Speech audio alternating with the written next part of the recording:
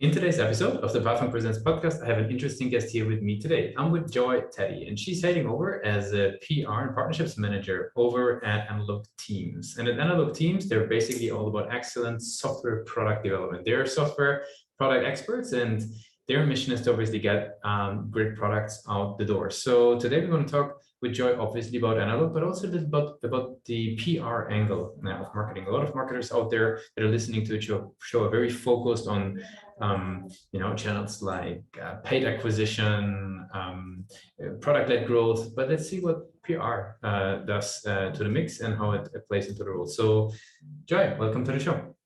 Thank you so much for having me, Lucas, and I'm so glad to be here. Great, yeah. So give us a quick overview. What is Analog Teams all about? Great question. So Analog Teams is primarily a software development company, right? So we create products for clients, for businesses. I'm talking about software products. And we already have 3 products of our own, right? So we have in-house products that we've created. We have one research bookmark, which is like a search engine for product teams. We have a product we call Polyfresh, which is a product that breaks down, policies or just hard policies into like easy understandable briefs. And of course, we have the last 2 that we have created, which is a messaging platform, right?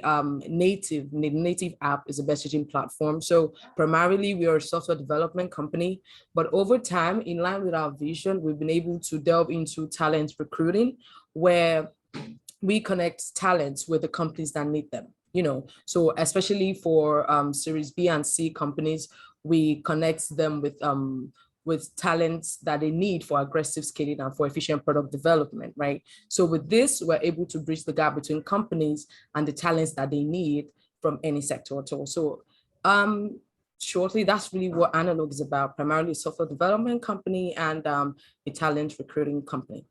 Mm-hmm. Very good. Maybe tell us a little bit about the types of customers you're working with. Who would you be generally working with? What's the sort of an ideal company that fits really well to Analog? Basically, the kind of people that we work with are B2B businesses, right? Especially for software development. For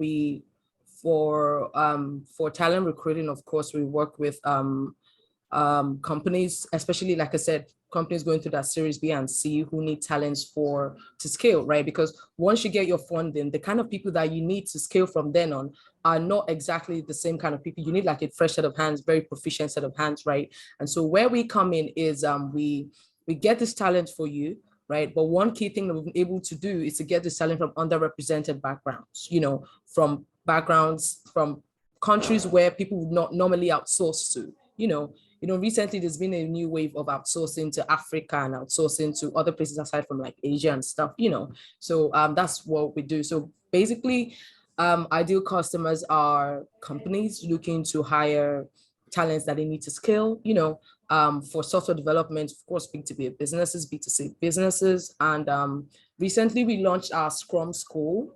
And this is something that is really exciting for me because with the Scrum School, we're looking to help companies as well as individuals with complex problems, at work and all of that. But yeah, that is the kind of criteria or the kind of persona that we look out to solve problems for. Mm-hmm. That makes a lot of sense. Now, tell us a bit about the PR role. Like, what role does it play? Like, what are the functions that PR takes on? Maybe guide us a little bit through, because I think for a lot of marketers who are coming from a very, performance angle, for them, it's maybe a little bit difficult to grasp sometimes. Maybe give us a quick overview. Right.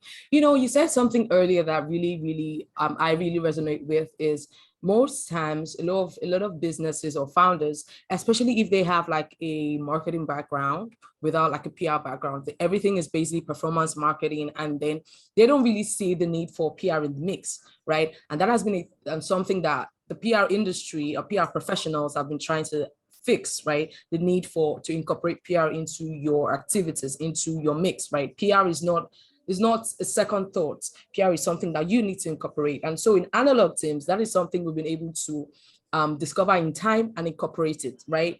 Even as a growing company, PR has really helped us in so many ways. So as a PR professional in a company like Analog, Of course, you need media relations. Media relations is a very huge part of what we do, getting on publications, on podcasts like this one that I'm on, getting on to be able to share thought leadership and all of that. So how do we harness the message that we have with the platforms that are available, right? So PR is that connecting bridge, right? So PR, we take the message and we give it and we like share it with the people who need to hear this message in terms of thought leadership and sharing other forms of ideas, right?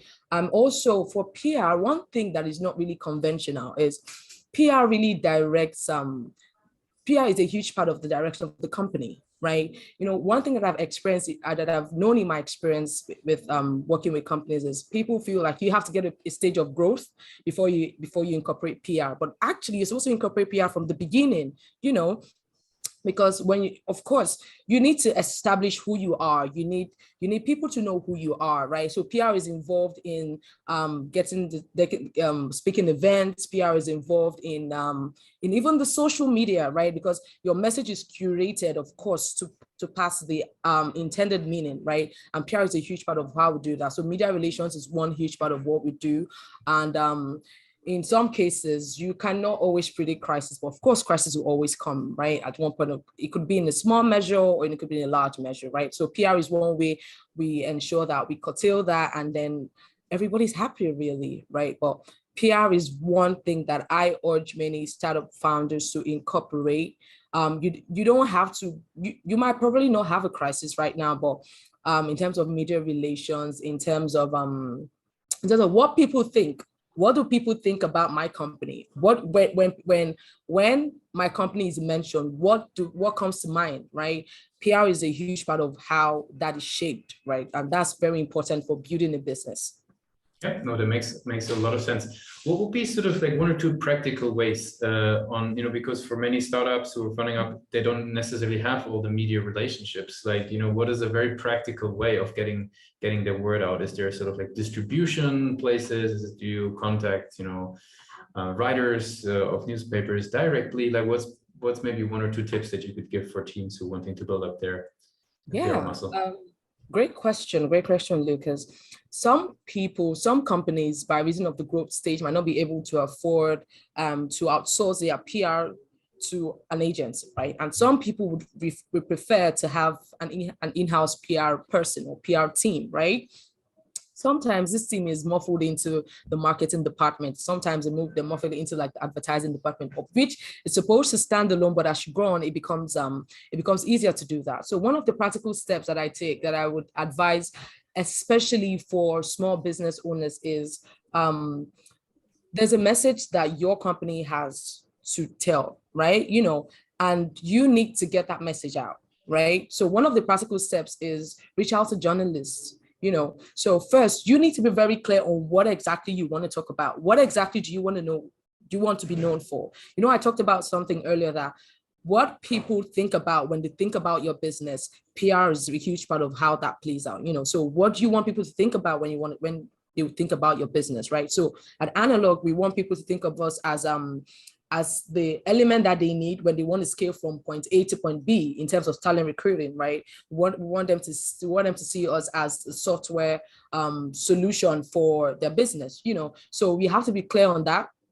And then of course, reach out to journalists who, like my journalist friend will say, who cover that topic, because there's been so many situations where people just reach out to so many journalists who probably do not even cover topics in your industry, and then it can be very annoying for these people. So reach out to the journalists whose message aligns with what you want to cover, right? Whose beat aligns with that, and then most times people feel like journalists are not open to stories. But the thing is, their job is to write stories. Their job is to put out information there. So of course they're looking for people like you. So if you can get clear on that messaging, reach out to the right journalist and, have a conversation.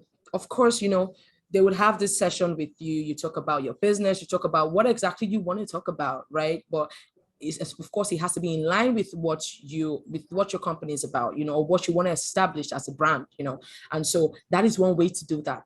And, starting out with a company that I work with, one of the things that we used to do was of course, as small business owners, you can also incorporate this.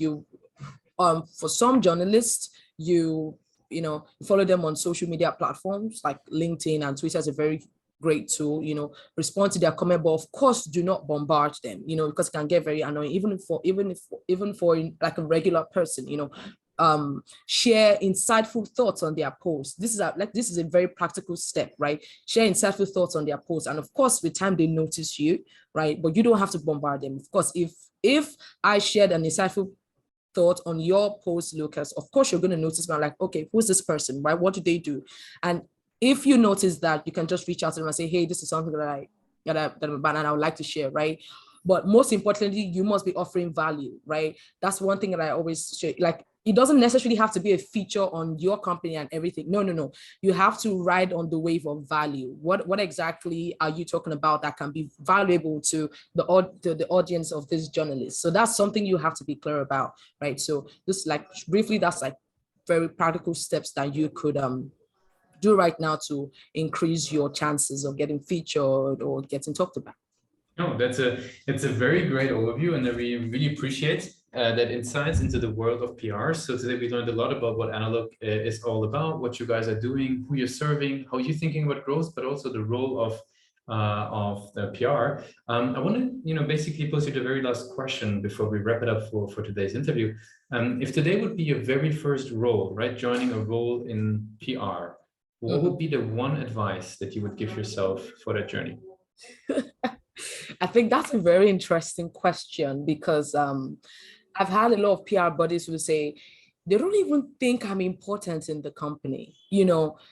Like I said earlier, people see PR as an afterthought. So when I started with like professionally in my career, I was very skeptical if, oh, do they need me? Do they require what I'm doing? Or should I just delve into something and move with the flow and later we can delve PR in, you put PR into the mix. But one thing I would tell myself is PR is needed, right? At every stage of the company, PR is needed. So let me explain what I would have told my younger self is when you're trying to, you don't have to defend it really, but when you're trying to point out how PR should be a priority, right? You can talk to the management and say, okay, these are the goals. These are like the marketing goals we want to achieve in 2022.